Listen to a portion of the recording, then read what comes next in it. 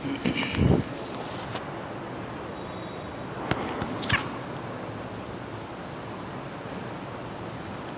الحمد لله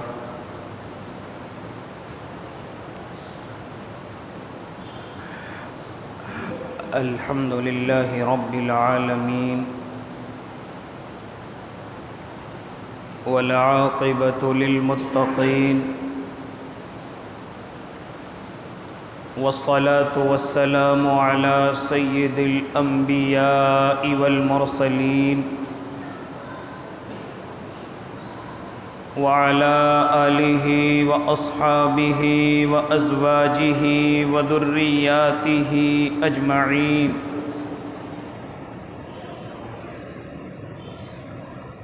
أما بعد فأعوذ بالله من الشيطان الرجيم بسم الله الرحمن الرحيم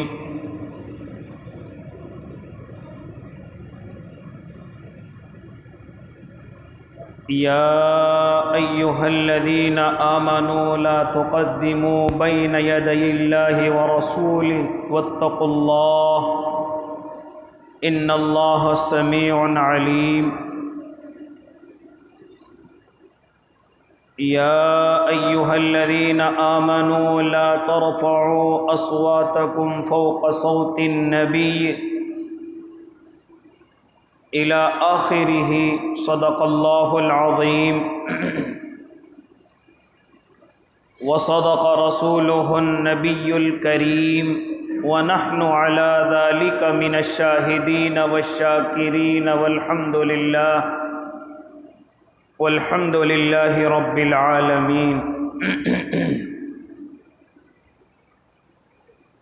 واجب الاحترام ساتھیوں، بزرگوں، نوجوانوں اور معصوم بچوں،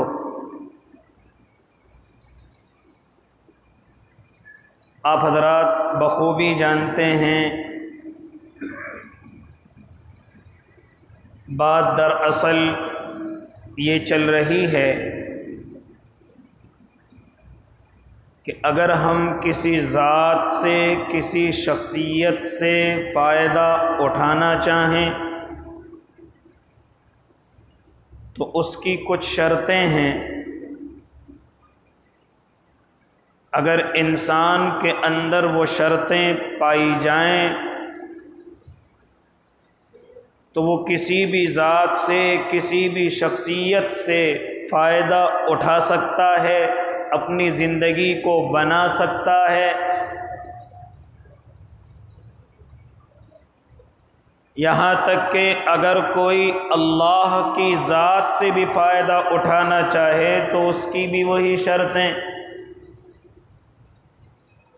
اللہ کے نبی صلی اللہ علیہ وسلم سے فائدہ اٹھانا چاہے اس کی بھی وہی شرطیں۔ اپنے وقت کے علماء، پیر، بزرگ، ماں باپ، اپنے بڑے اگر ان سے فائدہ اٹھانا چاہے تو ان کی بھی وہی شرطیں۔ تو پہلی شرط آپ حضرات کے سامنے رکھی گئی کہ کسی بھی شخصیت سے اگر کوئی فائدہ اٹھانا چاہے یا ذات سے تو اس کی پہلی شرط محبت ہے۔ اللہ سے فائدہ اٹھانا چاہیں تو شرط محبت، اللہ کے نبی صلی اللہ علیہ وسلم سے فائدہ اٹھانا چاہیں تو ان کی محبت میں سنتوں پر عمل۔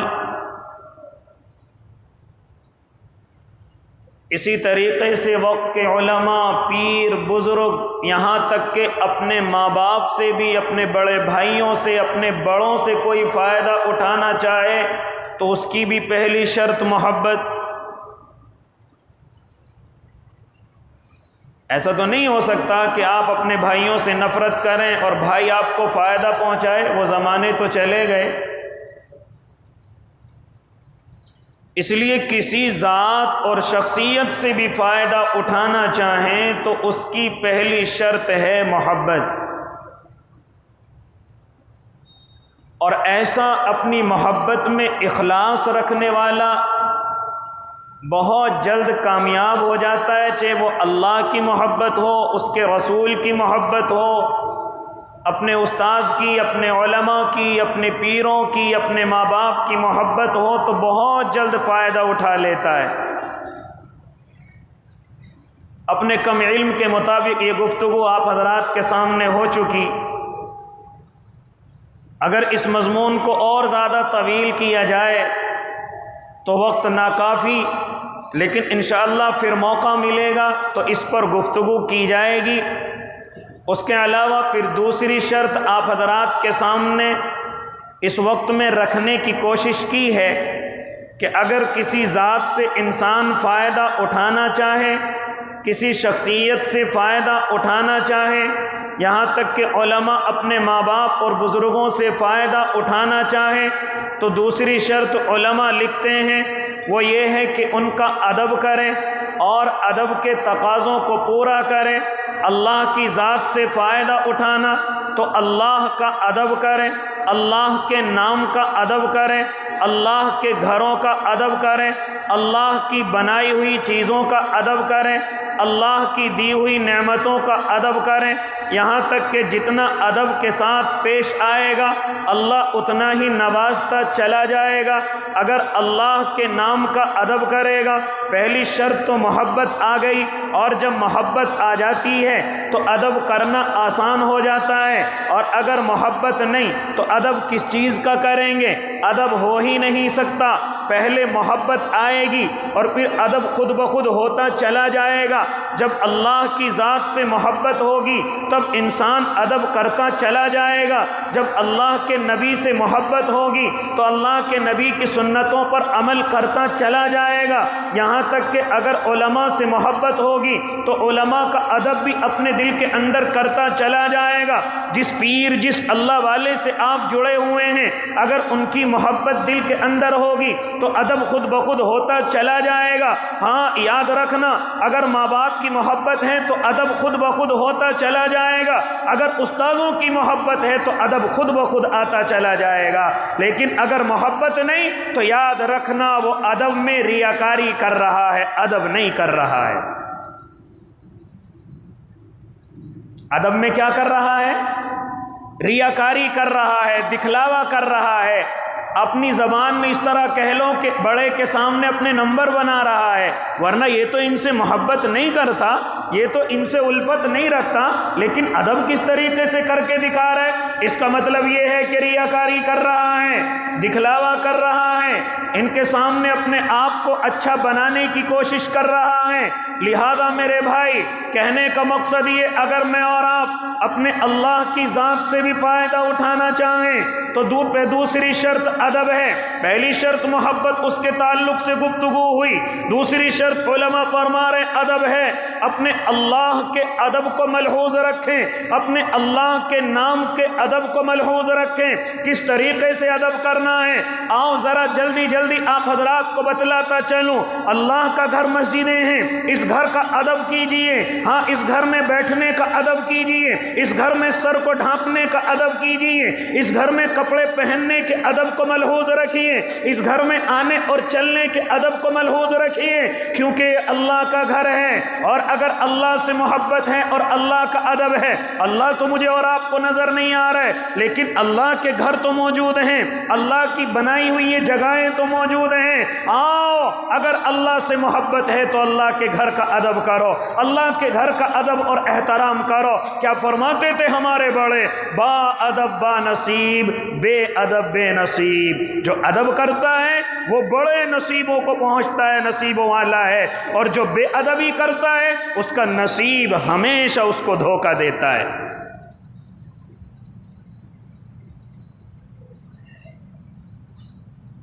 اس لیے میرے بھائی، اللہ سے محبت ہے تو اللہ کا ادب، اللہ کے گھر کا ادب۔ کس طریقے سے ادب؟ آؤ، جب اللہ کے گھر کے اندر آؤ جاؤ تو ذرا اپنی حالت کو دیکھو کہ ہم کس حالت میں ہیں۔ ہم بادشاہ کے پاس اگر دنیا کے کسی بڑے کے پاس جاتے تو کون سے کپڑے پہنتے؟ ہم اگر کسی کے دربار میں جاتے تو ہمارا سر کھلا ہوا تھا یا ڈھکا ہوا تھا؟ اگر ہم اللہ کے علاوہ کسی بڑے کے در پر جاتے تو ہمارے بدن پر شرٹ اور کپڑے بھی ایسے ہوتے جو ہمارے گھر میں سب سے خوبصورت ہیں۔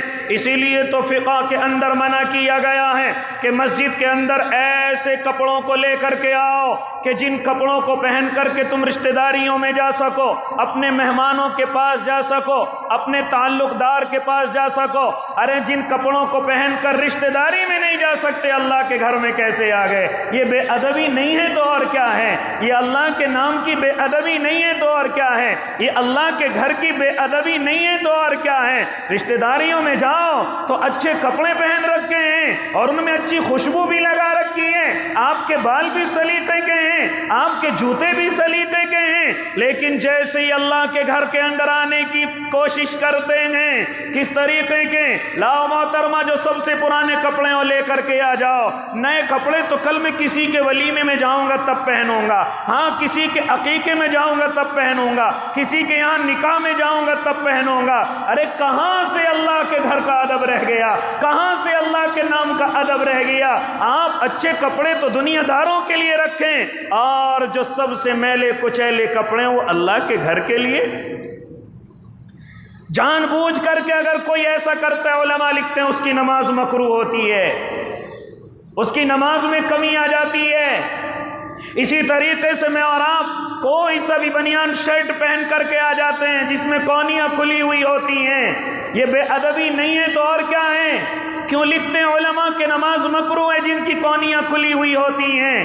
کیوں لکھتے ہیں علماء کہ جن کے بدنوں پر کرتے ہیں اور وہ اپنے کرتوں کی قمیص کی آستین کو اوپر چڑھا کر کے رکھتے ہیں، یہ اور زیادہ مجرم ہیں؟ کیوں آستینوں کو نماز کے اندر چڑھایا؟ یہ تو تکبر کی علامت ہے، یہ تو بڑائی کی علامت ہے۔ نماز تو ختم نہیں ہوگی لیکن نماز کے اندر کراہت آ جائے گی۔ لیکن میرے جوانوں کو یہ بات سمجھ نہیں آتی، اس لیے جب اللہ کے گھر کے اندر چلو تو ایسے کپڑوں کو پہن کر کے چلو، اور یاد رکھو یہ میرے اللہ کا گھر ہے، یہ بادشاہوں کے بادشاہ کا گھر ہے۔ ہاں وہاں جا کر کے میں ایسا بن کر کے جاؤں کہ میرے منہ سے کوئی بدبو ظاہر نہ ہو، ہاں میرے بدن سے کوئی بدبو ظاہر نہ ہو، میرے بدن میں پسینے کی بو ظاہر نہ ہو رہی ہو۔ ہاں میرے بھائی، خالی نماز پڑھنا ہی اللہ کو راضی کرنا نہیں ہے، بلکہ اللہ کے دربار میں با ادب ہو کر کے آنا بھی، یہ بھی اللہ کو راضی کرنا ہے۔ آپ جب بچپنے میں ہوں گے اور امتحان دیتے ہوں گے تو آپ کو استاد سمجھاتا ہوگا ذرا اچھے کپڑے پہن کر کے آنا کیونکہ ممتحن کپڑوں پر بھی نمبر دے گا، ذرا اچھی خوشبو لگا کر کے آنا ممتحن اس پر بھی، ذرا اپنی درسگاہ کی صفائی کرنا، اپنی کلاس روم کی صفائی کرنا کیونکہ اس صفائی کو دیکھ کر کے بھی نمبر دیے جاتے ہیں۔ جب دنیا کا معمول ایسا تو میرے اللہ کے دربار کا معمول نہیں ہوگا ایسا؟ کیا میرا اللہ نہیں دیکھتا اپنے بندوں کو کہ جو میں نے کپڑے ان کو دیے ہیں ان کو پہن کر کے میرے سامنے نہیں آتے، دنیا داروں کے سامنے جاتے ہیں، بڑے بڑے ہاں شادی محلوں کے اندر ان کو پہن کر کے جاتے ہیں، بڑے ولیمے اور عقیقوں کے اندر جاتے ہیں، کپڑے دینے والا میں ہوں، ان کے بدن کو ڈھانپنے والا میں ہوں، لیکن یہ انہی کپڑوں کو میرے سامنے پہن کر کے آنے میں شرم آتے ہیں، ان کو دنیا والوں کے لیے بچا کر کے رکھتے ہیں۔ میرے بھائی، ابھی جب ہمارے کوئی کپڑے بنا دیں تو وہ کیا کہتا ہے؟ حضرت میں کل جمعہ پڑھنے آؤں گا تو جو میں نے کپڑے بنائے ہیں انہی کو پہن کر کے آپ نماز پڑھائیں گے، انہی کو پہن کر کے آپ عید کی نماز پڑھائیں گے۔ کہتے کہ نہیں کہتے ہیں؟ آپ کی تمنا بھی یہی ہوتی ہے کہ جو میں نے اپنے امام صاحب کے کپڑے بنائے ہیں یا اپنے بچے کے استاذ کے کپڑے بنائے ہیں، جس دن میں اپنے امام صاحب کے سامنے جاؤں تو میں اس حال میں دیکھوں کہ میرے بنائے ہوئے کپڑے پہن رکھے ہوں۔ یہ تمنا نہیں ہوتی ہم لوگوں کی؟ کیا میرے اللہ نہیں سوچتا ہوگا ایسے ہی؟ کہ میرے اللہ جو مجھے اور آپ کو کپڑے بنا رہا ہے، مجھے اور آپ کو روزی روٹی دے رہا ہے، مجھے اور آپ کو یہ ترقی دے رہا ہے، کیا میرا اور آپ کا اللہ نہیں چاہتا کہ میرا بندہ ان خوبصورت کپڑوں کو پہن کر کے آئے، جب اور خوبصورت لگے تو اس سے بھی زیادہ اور خوبصورت کپڑوں کا اسے مالک بنا دوں گا، اور زیادہ اس کے بدن پر خلات کو پیدا کر دوں گا؟ لیکن میں اور آپ اس چیز کو سوچتے نہیں۔ ہاں آ جاتے ہیں مسجدوں کے اندر اسی طریقے سے، ہاں حال یہ کہ ہمارے منہ کے اندر بیڑی اور پیاز اور لہسن کی بدبو آ رہی ہوتی ہے۔ کیوں منع کیا گیا کہ مسجد کے اندر نہ آؤ؟ ہاں اگرچہ تم بیڑی پی چکے ہو، یہاں تک کہ آپ لہسن اور پیاز یا کوئی ایسی چیز کھا چکے ہو کہ جس سے منہ کے اندر بدبو آ رہی ہو، کیوں کہہ رہے ہیں میرا اور آپ کا، میرے اور آپ کے علماء کیوں کہہ رہے ہیں؟ کیونکہ ادب کے خلاف ہے۔ آپ نماز میں کھڑے ہوں گے، آپ اللہ کے لیے نماز میں قرآن پڑھیں گے، اور نماز میں قرآن پڑھنا یہ اللہ سے باتیں کرنا ہے۔ ابھی میں کسی سے بات کروں اور اس کے منہ سے بدبو آ رہی ہو تو کبھی منہ کو ادھر کروں گا، کبھی منہ کو ادھر کروں گا۔ او اللہ کے بندو، جب نماز میں اور آپ قرآن پڑھتے ہیں تو میرا اللہ قرآن کو سنتا ہے، میرا اللہ قرآن کے ذریعے سے باتیں کرتا ہے۔ ہمارے منہ سے بدبو جا رہی ہو، کیا اللہ کو اچھا لگے گا یا برا لگے گا؟ یہ ادب کے خلاف ہے نہیں اور کیا ہے؟ اسی لیے منع کیا گیا کہ آپ جب مسجد کے اندر آئیں تو آپ کے پسینے کی بو بھی نہ آ رہی ہو۔ جو چیز انسانوں کو تکلیف پہنچاتی ہے وہی چیز فرشتوں کو بھی تکلیف پہنچاتی ہے۔ فرشتے آئیں گے تم سے منہ ملائیں گے، فرشتے آئیں گے تمہارے برابر میں کھڑے ہوں گے، لیکن تمہارے منہ سے تو بو آ رہی ہے، بدبو آ رہی ہے، تمہارے بدن سے تو پسینے کی بو آ رہی ہے، بدبو آ رہی ہے۔ کس طریقے سے آپ نے گوارا کر لیا کہ اللہ کے گھر میں اسی طرح میلے اور کچیلے کپڑوں کے اندر پہنچ جائیں، اسی طریقے سے پھٹے اور پرانے کپڑوں میں پہنچ جائیں؟ اے اللہ کے نیک بندو، یہ اللہ کی نعمت کی ناشکری نہیں ہے تو اور کیا ہے؟ یہ بے ادبی نہیں ہے تو اور کیا ہے؟ ارے میرے اور آپ کے علماء نے تو یہاں تک فرمایا اور اللہ کے گھر کا اتنا ادب کا خیال کیا کہ نماز پڑھا رہے امام صاحب رکوع کے اندر چلے گئے، آپ وضو کر کے باہر کھڑے ہوئے ہیں، اگر آپ کے دل کے اندر خیال آ رہا ہے کہ چلو ذرا تیزی سے چلو تاکہ رکوع مل جائے، ذرا دوڑ کر کے چلو تاکہ رکوع مل جائے، فرمایا کہ نہیں، مسجد کے اندر بھاگنے کی ضرورت نہیں ہے، یہ مسجد کی بے ادبی ہے۔ آپ کی رکعت نکل رہی ہے تو نکل جانے دو، لیکن اجازت نہیں کہ آپ مسجد کے اندر دوڑ کر کے چلیں، کیونکہ اللہ کے گھر کی بے ادبی ہے۔ اللہ کے گھر کی کیا ہے؟ یہ بے ادبی ہے۔ رکعت نکل رہی ہے، نکل جانے دو، لیکن یہ گوارا نہیں کہ اللہ کے گھر میں دوڑا جائے، اللہ کے گھر میں بے ادبی کے ساتھ اس طرح بھاگا جائے کہ جس کو انسان بھی بے ادبی سمجھتا ہے۔ لہذا میرے بھائی، تو میں یہ گفتگو کرنے چلا، اگر میں اور آپ اللہ کی ذات سے فائدہ اٹھانا چاہیں تو پہلی شرط محبت اور دوسری ادب ہے۔ آپ اللہ کے نام کا ادب کیجئے، آپ اللہ کے گھروں کا ادب کیجئے، یہاں تک کہ آپ جن جن چیزوں کا ادب کریں گے اللہ اتنی چیزیں قسمت کے اندر اور بڑھا دے گا، نصیب کے اندر اور بڑھا دے گا۔ اللہ نے روزی روٹی دی ہے، آپ اس کا ادب کیجئے، آپ اس کا جتنا ادب کریں گے اللہ اتنی روزی روٹی کو بڑھا دے گا۔ آپ اپنی دکان پر جاتے ہیں، اس دکان پر چیزوں کا ادب کیجئے، آپ وہاں کے تراز و میزان کا ادب کیجئے، وہاں کی باٹ اور چیزوں کا ادب کیجئے، جتنا آپ ادب کریں گے اللہ اتنا ہی بڑھا دے گا۔ اسی طریقے سے آپ اللہ کے نبی کا نام کا ادب کیجئے، ان کے نام کا ادب کیا ہے؟ ہاں، جس طریقے سے نبی کی زندگی ہے اس طریقے سے میں اور آپ اپنی زندگیوں کو گزاریں، کوشش کریں گزارنے کی۔ اسی طریقے سے میں اور آپ مدرسوں کے اندر جاتے ہیں، وہاں جا کر کے استاذوں کا ادب کیجئے، وہاں پر جو چیزیں ہماری کتابیں ہیں ان کا ادب کیجئے، جہاں کتابیں رکھی جاتی ہیں ان کا ادب کیجئے، وہاں کے استاذوں کا ادب کیجئے۔ جتنی چیزوں کا میں اور آپ ادب کریں گے اللہ اتنا ہی زیادہ مجھے اور آپ کو بڑھاتا اور دیتا چلا جائے گا۔ ایک بزرگ گزرے ہیں، اپنی جوانی میں بڑے شراب کے عادی ہیں، جن کو بشر کہا گیا ہے۔ شراب کے نشے میں خانے سے نکلے یہاں تک کہ جھومتے ہوئے جس طرح شرابی چلتا ہے اس طریقے سے جھومتے ہوئے راستے کے اندر جا رہے ہیں۔ راستے میں ان کی نظر پڑی کہ کسی گندگی کے اندر ایک کاغذ کا ٹکڑا پڑا ہوا ہے۔ دور سے دیکھا کہ اس پر تو اللہ کا نام لکھا ہوا ہے۔ فوراً ٹھٹ کے جھج کے اور اس کاغذ کو اٹھا کر کے اپنے بدن سے صاف کیا اسی نشے کی حالت میں، اور دل کے اندر خیال کرنے لگے کہ اس گندگی میں پڑنے کے لیے تو بشر ہی کافی ہے، اللہ کا نام یہاں کیا کر رہا ہے؟ اس گندگی میں پڑنے کے لیے تو میں کافی ہوں۔ لہذا یہ اس طریقے سے اس کاغذ کو اٹھایا اور اٹھا کر کے اس کو صاف کیا، اور صاف کرنے کے بعد خوشبو لگائی اور لگا کر کے یہ میرے اللہ کا نام ہے ذرا اونچی جگہ پر رکھ دیا کہ نیچی جگہ اور گندگیوں میں پڑنے کے لیے تو ہم ہی تیار ہیں۔ اس کاغذ کو اٹھا کر کے جیسے ہی رکھ کر کے اپنے میخانے کے اندر پہنچے، وقت کے ولی ہیں، ان کو اللہ کی طرف سے القاء ہوتا ہے، جاؤ میرے دوست کو سلام کرو جا کر کے، جاؤ میرے محبوب کو سلام کرو جا کر کے۔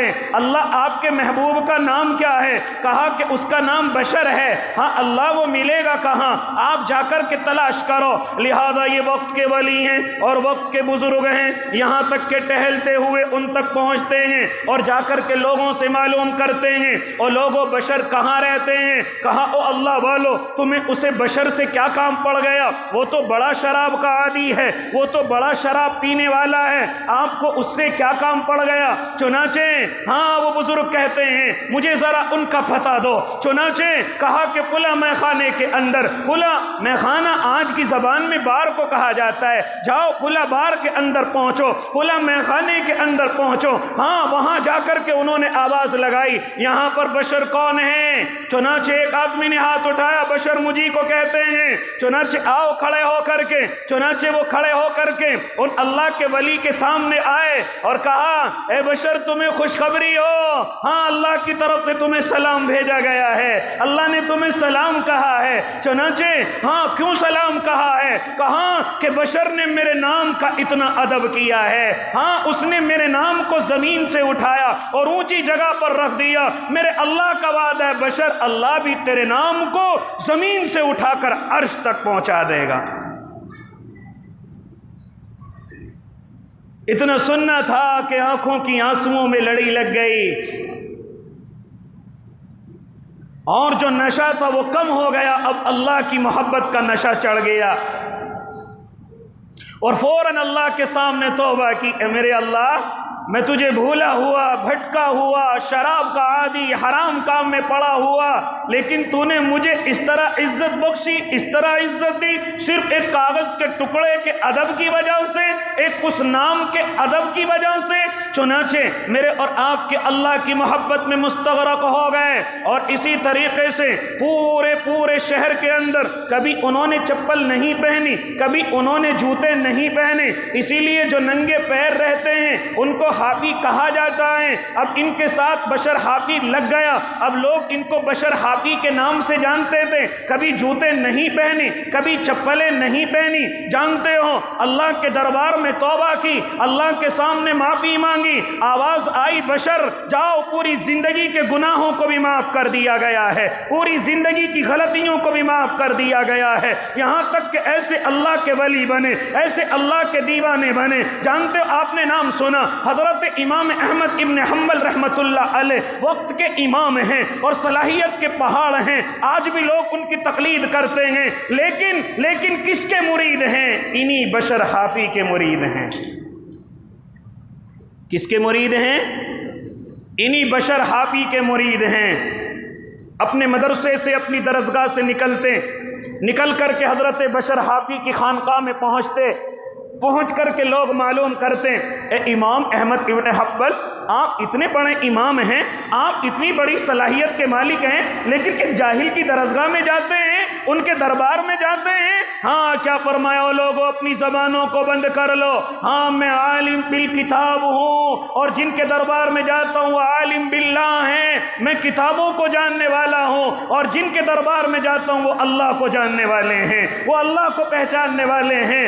اس دنیا میں علم کی کوئی وجہ نہیں ہے، اللہ کسی کو بھی یہ نعمت عطا کر کر سکتا ہے، کسی کو بھی یہ دولت عطا کر سکتا ہے۔ علم شرط نہیں ہے، علم ضروری نہیں ہے، اللہ کسی کو بھی یہ نعمت عطا کر سکتا ہے۔ ہاں شرابی کو عطا کر سکتا ہے، گناہ میں ڈوبے ہوئے کو عطا کر سکتا ہے، یہ اللہ کی طرف سے تحفہ ہے، جس کو چاہے عطا کر دے۔ لہذا میرے بھائی، یہ حضرت امام احمد ابن حنبل اسی بشر حافی کے مرید ہیں۔ میرے بھائی آپ کو ایک بات اور بتلاتا چلوں، جانتے ہو اللہ کے نیک بندے اتنے اللہ کے یہاں قابل اور مقبول ہو گئے، جس راستے سے گزرتے تھے چونکہ ننگے پیر رہا کرتے تھے، بدن کے اندر کپڑوں پیروں کے اندر چپل نہیں رہا کرتی تھی۔ ایک مرتبہ ایک تانگا چلانے والا، ایک گھوڑا بگی چلانے والا جب راستے کے اندر جا رہا ہے، اس کے گدھے نے وہاں پیشاب کر دیا اور لید کر دی۔ تانگے والے نے آواز لگائی، او لوگوں سن لو، آج بشر حافی کا انتقال ہو چکا ہے، آج بشر حافی اس دنیا سے جا چکے ہیں۔ لہذا لوگ اکٹھے ہو گئے، یہ تانگے والا کیوں کہہ رہا ہے کہ آج بشر حافی اس دنیا سے رخصت ہو گئے، آج اللہ کا ولی اس دنیا سے رخصت ہو گیا۔ لوگوں نے ذرا خبر کو معلوم کرو کہ خبر سچی ہے یا اس کا دماغ چل گیا۔ لوگوں نے معلوم کیا، اللہ کی قسم ان کا انتقال ہو چکا ہے، وہ دنیا سے رخصت ہو چکے ہیں۔ لہذا لوگوں نے آ کر کے تانگے والے سے معلوم کیا، اور میرے بھائی تو یہ بات اتنے اثر و رسوخ کے ساتھ کیسے کہہ سکتا ہے، اتنی سختی کے ساتھ کیسے کہہ سکتا ہے؟ تو نے دیکھا نہیں ان کا انتقال ابھی کچھ دیر پہلے ہوا، تجھے معلوم بھی نہیں، تو نے کیسے بتلا دیا کہ ان کا انتقال ہو گیا؟ فرماتا ہے وہ تانگے والا، او اللہ کے بندو، جس راستے سے بشر حافی گزر جائے وہاں پر جانور بھی استنجا نہیں کرتے تھے، آج میرے جانور نے جب استنجا کیا تو میں سمجھ گیا کہ بشر حافی اس دنیا سے رخصت ہو گئے۔ انسان تو انسان، اللہ نے جانوروں کے دلوں کے اندر ان کا ادب ڈال دیا تھا، ایک اللہ کے نام کے ادب کی وجہ سے۔ جب جانور راستوں پر چلتے تھے اور ان کو استنجے کی حاجت ہوتی تو سائیڈ کے اندر چلے جاتے، اپنے استنجے سے فارغ ہوتے، کہیں اس راستے سے بشر حافی نہ گزرے، ان کے پیر ناپاک نہ ہو جائیں، کیونکہ چپل نہیں پہنتے تھے، جوتے نہیں پہنتے تھے۔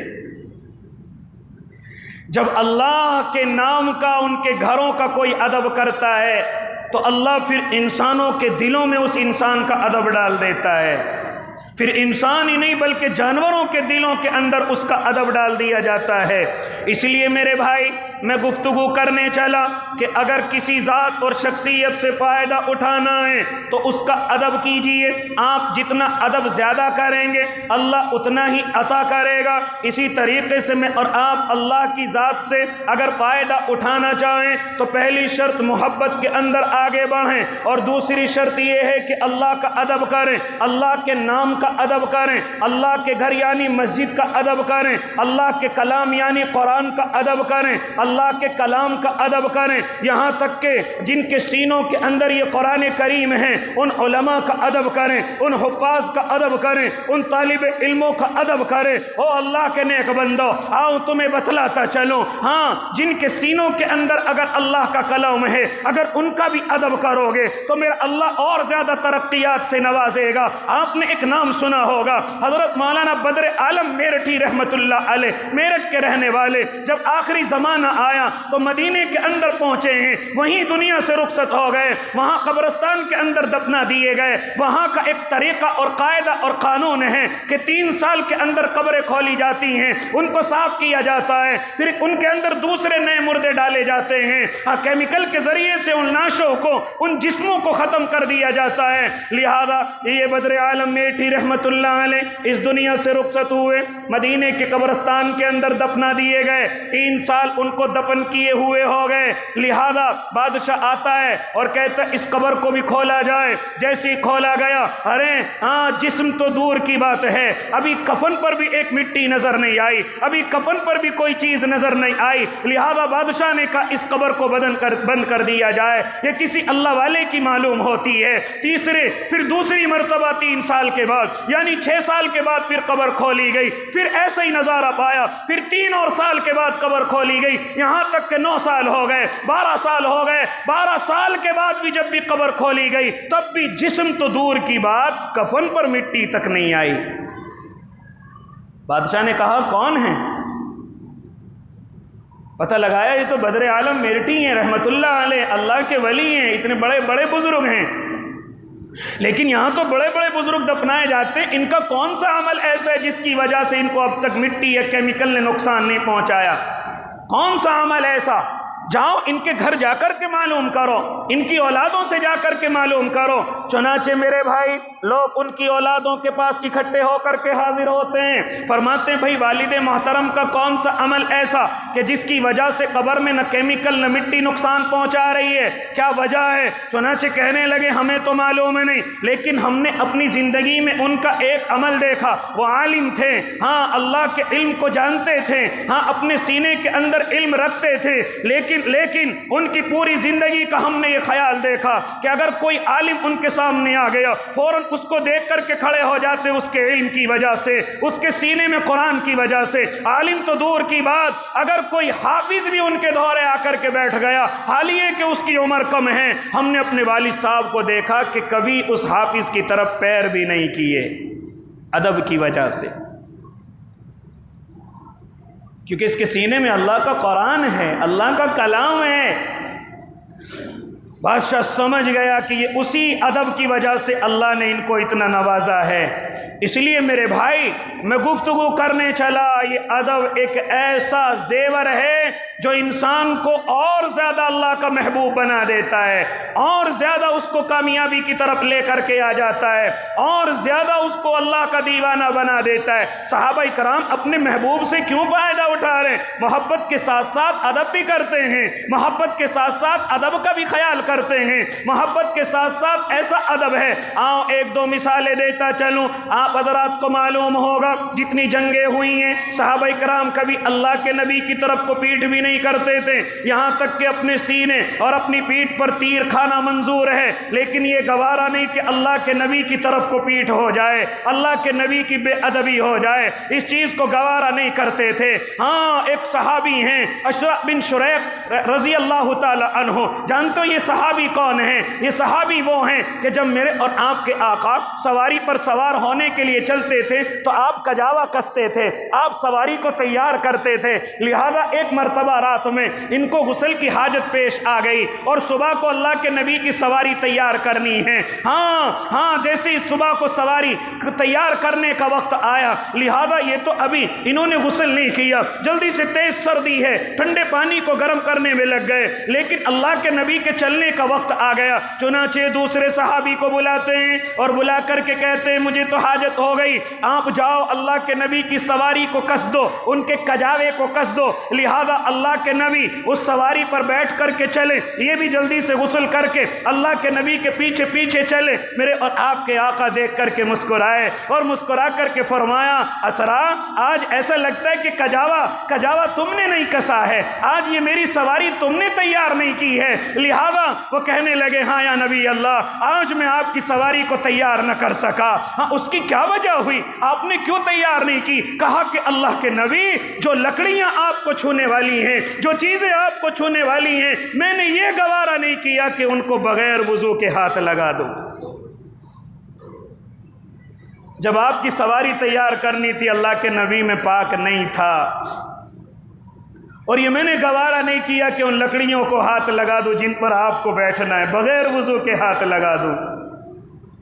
یہ صحابہ کرام اپنے محبوب کا ادب کرتے تھے، اپنے آقا صلی اللہ علیہ وسلم کا اس طریقے سے ادب کرتے تھے، تبھی تو پوری دنیا آج ان کی مثال دینے سے عاجز اور قاصر ہے، پوری دنیا آج ان کے نام سے تھر تھر کانپتی ہے اور محو تعجب ہے کہ آخر یہ بالکل بھوکے پیاسے جن کے بدنوں پر کپڑے نہیں پوری دنیا پر کس طریقے سے غالب آ گئے۔ تو پہلی شرط ان کے اندر، پہلی چیز، پہلی خاصیت ان کے اندر محبت، وہ اللہ کی بھی محبت کرتے تھے، وہ محبوب کی بھی محبت کرتے تھے، اور دوسرا وہ ادب اپنے اندر رکھتے تھے، وہ اللہ کا بھی ادب رکھتے تھے، وہ محبوب کے ادب کا بھی خیال کرتے تھے۔ لہذا جن ولی ولیوں نے اور جن جن اللہ کے نیک بندوں نے اس ادب کا خیال کیا، اللہ نے ان کو بڑا نوازا۔ حضرت امام مالک رحمت اللہ علیہ جانتے ہو 40 سال اللہ کے نبی کے روزے پر حاضری دے کر کے 40 سال تک حدیث کا سبق پڑھایا،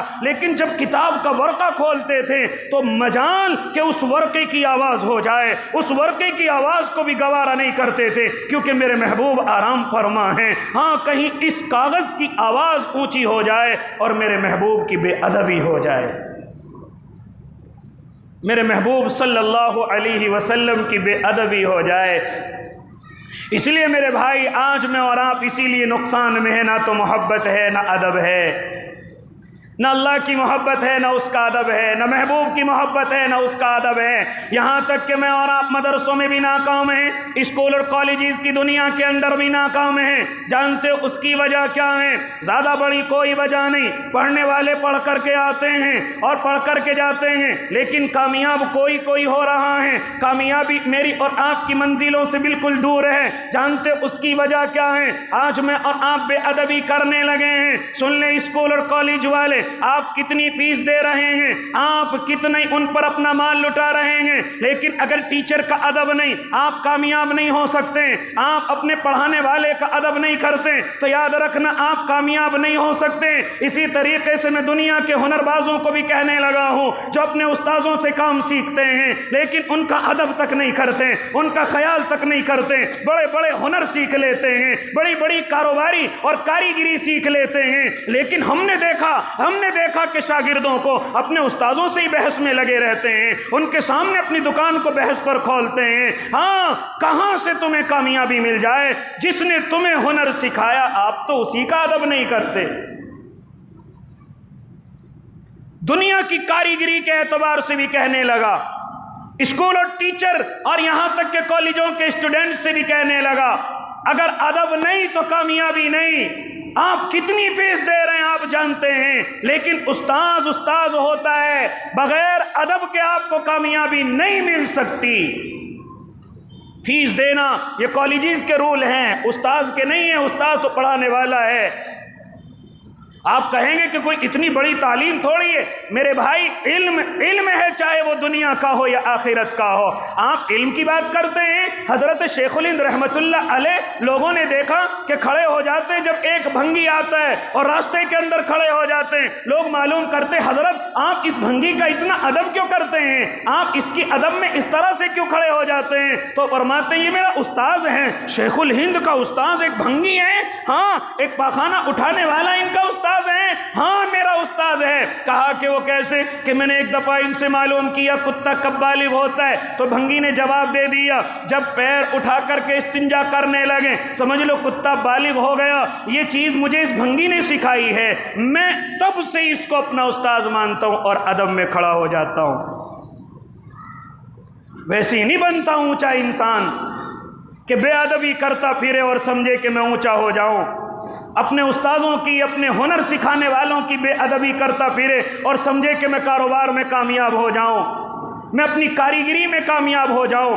بڑے بڑے ہنر والے، بڑے بڑے کاریگری کرنے والے آپ نے دیکھا نہیں، بھوکے مرتے پھر رہے ہیں، پیاسے مرتے پھر رہے ہیں، ہاں کوئی ان کے لیے روزی روٹی کا انتظام نہیں۔ معلوم کرو کہ کہیں سکھانے والی کی بے ادبی تو نہیں کی ہے، کہیں سکھانے والے کی شان میں تم نے کوئی گستاخی تو نہیں کی ہے۔ اسی طرح بڑی بڑی ڈگریاں لے کر کے در بدر دھکے کھانے والے گھوم رہے ہیں، ڈگریاں دیکھو تو بڑی بڑی ہیں لیکن کوئی کامیابی نہیں، کوئی نوکری نہیں، کوئی کامیابی نہیں۔ معلوم کرو کیا ہے، کیا وجہ ہے؟ کہیں اپنے استاذ کی بے ادبی تو نہیں کی، کہیں اپنے استاذ کے گریبان کو تو نہیں پکڑا۔ اس لیے اگر کسی چیز سے فائدہ اٹھانا ہے تو مجھے اور آپ کو ادب کا خیال رکھنا ہوگا۔ انشاءاللہ اس تعلق سے اگلے ہفتے بھی گفتگو ہوگی۔ بغیر ادب کے میں اور آپ کچھ حاصل نہیں کر سکتے۔